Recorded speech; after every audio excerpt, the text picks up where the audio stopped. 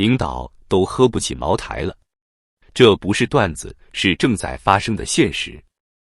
2024年的夏天，一位白酒圈的资深从业者在酒桌上说出这句话时，没人当真。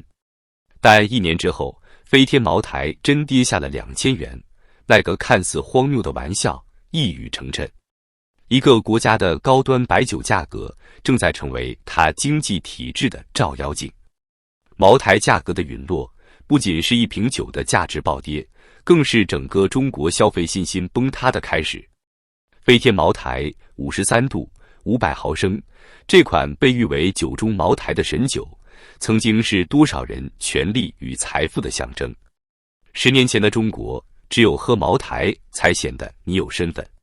10年后的中国，连茅台都卖不动了。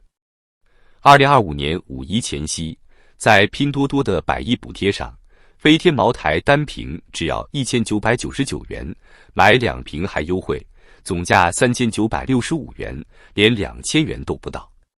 更令人唏嘘的是，这还不是最低价。一个当地的酱酒厂老板无奈地说：“我们厂不怕，怕的是经销商。几十万的货砸在仓库里，没人接单。”事实上，整个中间商体系正面临空前崩盘。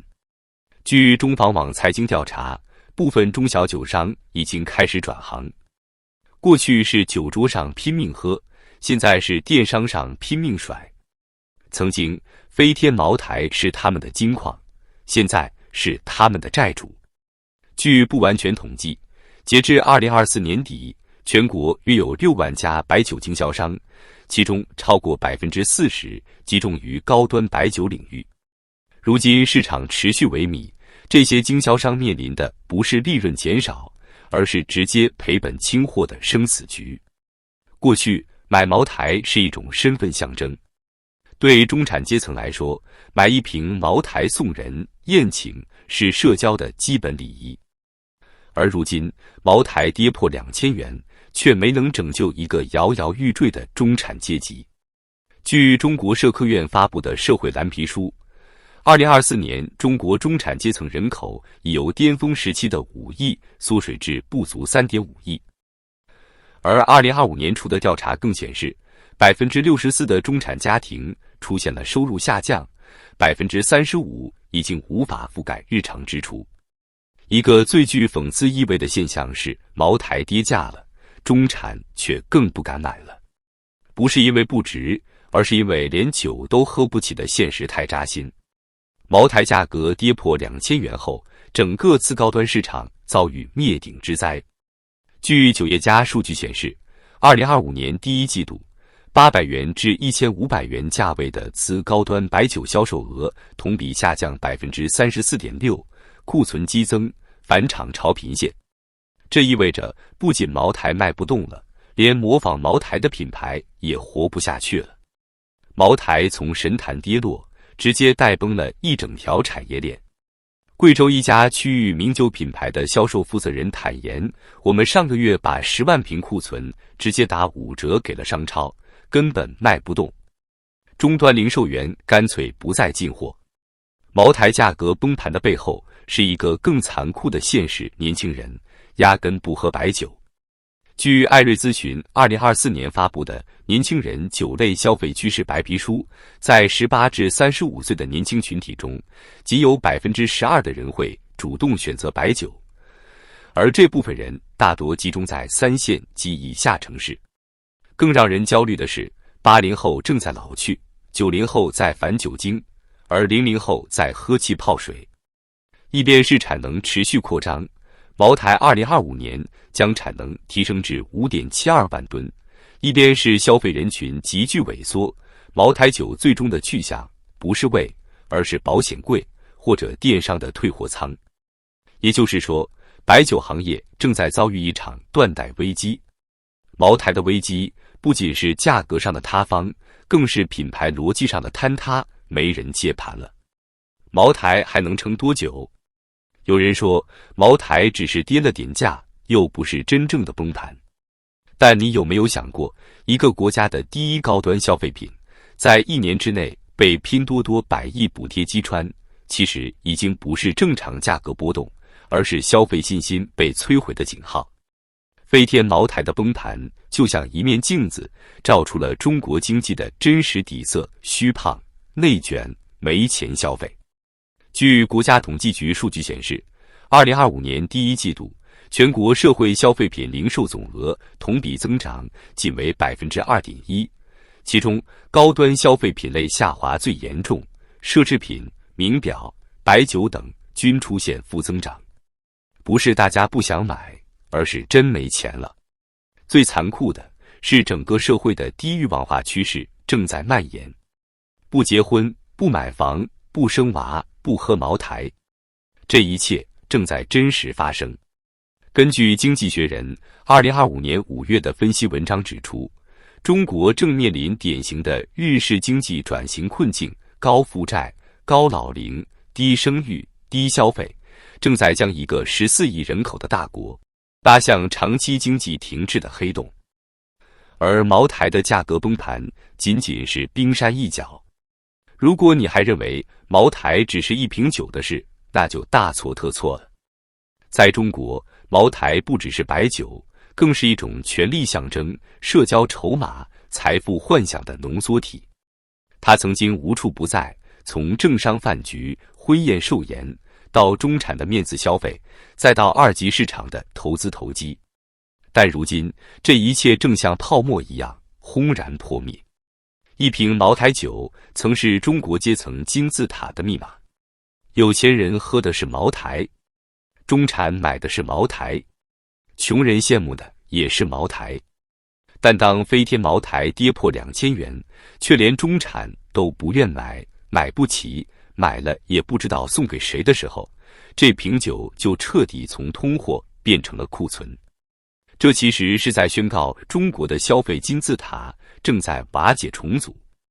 你会发现，过去的社会逻辑是努力一点，拿个好文凭，找份体面工作，成为中产，喝得起茅台。但现实是，拼命加班，房贷压身，孩子补课，父母生病，茅台，连花生米都少点一盘。2024年，清华大学社会调查研究中心的一份调研指出，中国有 47% 的家庭认为自己正在滑出中产阶层，而认为未来5年收入会提升的人仅占 19%。而在5年前，这一数字是 47%。消费阶层的塌陷不是悄悄的，而是集体性塌方。茅台的价格下跌不是白酒行业的问题，是中国社会失去向上通道的冰冷提醒。茅台还能代表国运吗？曾几何时，茅台就是中国经济的风向标。股市不行，茅台抗跌；房地产熄火，茅台照涨；疫情来了，茅台更火。但到了2024年，茅台的 A 股股价也撑不住了。从2021年的高点2600元每股，一路跌到2025年的1500元每股以下，市值蒸发近1万亿人民币。连一向看多白酒股的券商也开始唱空，价格体系失衡，估值泡沫过大成为研报的关键词。要知道，茅台曾是中国股市的护国神酒，是基金经理的底牌，是无数中产理财梭哈的标的。而现在，它不仅无法代表国运，甚至成了经济下行的祭品。